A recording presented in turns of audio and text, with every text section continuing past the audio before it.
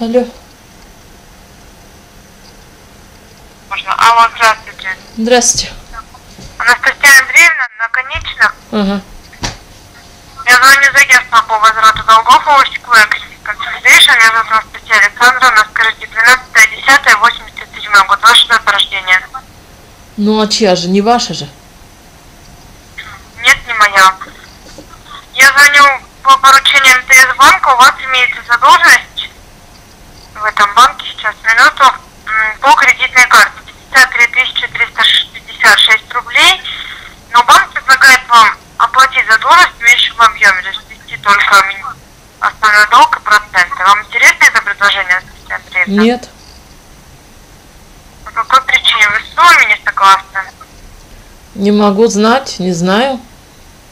Смотрите, банк списывает вам штрафы 25 409 рублей, если вы оплатите 27 948 рублей. Это очень выгодное предложение, вы сэкономите очень много денежных средств, которые вы можете потратить, например, на себя. Мне выгодно совсем не заплатить. Ну, у вас так не получится. А что так не получится? Почему это не получится? Вы брали деньги в банке, вы обязаны их вернуть. Ну так идите в суд. Знаете? Если у вас нет решения, идите в суд. Какого решения? Ну решить вопрос не можете. Так, Анастасия Андреевна, это вы вопрос решить не можете со своими задолженностями. Это у вас проблемы, не у нас. Спасибо, я, пожалуй, откажусь. От чего вы откажетесь? От оплаты? От оплаты.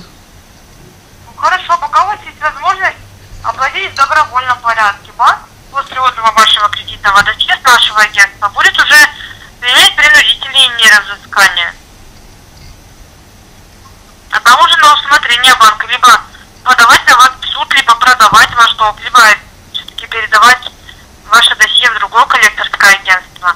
Там уже на усмотрение банка. Ну и что вы тупите, не делаете ничего, бездействуете? А что вы тупите, Анастасия Андреевна? Что вы мне грубите сейчас? Я вам говорю, что пока банк только отзовет ваше кредитное досье, так будет новый этап взыскания. Ну и что? А вам сейчас предлагают в досудебном порядке. Банк отменяет вам, то есть отменяет вам штрафы. К уплате он их не предоставляет. Вам нужно оплатить только сумму основного долга и процентов. Спасибо, я откажусь. Хотите оплачивать полностью задолженность? Вообще не хочу оплачивать. Не полностью, По не какой причине вы не частично. хотите оплачивать? Не знаю, не могу знать. Что, не знаете, почему не хотите? Вообще Очень ничего не интересно. могу знать. Вы знаете, что вы, подписывая кредитный договор, вы взяли на себя обязательство вернуть сумму в полном объеме плюс проценты, которые были указаны в кредитном договоре. И Я те штрафы, знаю. которые банк начислил вам за просрочку. Почему вы ее допустили?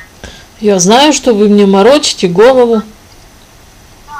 Чем морочим? Вы допустили просрочку, не оплачиваете. По какой причине вы перестали А оплачивать? я вообще не должна ничего была оплачивать. Вы брали эту кредитную карту? А вы брали мою подпись? Так мне не нужна ваша подпись. Я вас сейчас спрашиваю, Не брали нужна, так кредитную карту верните. или нет? Если вам не нужна моя подпись, будьте добры кредитный договор назад вернуть. Что вы несете? Иди ты нахуй. Только с вами. Пойдем. Ну все, я за тобой уже побежала. Анастасия Андреевна, Встречай там. почему вы допустили просрочку?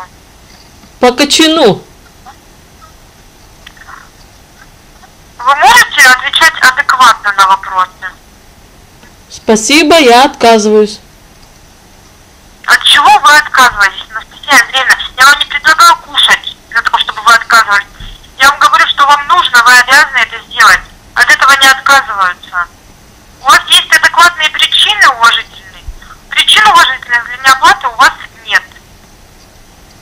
Как я могу вам то, что- платить, если мне нечем платить? Так вы не могли это сказать ранее?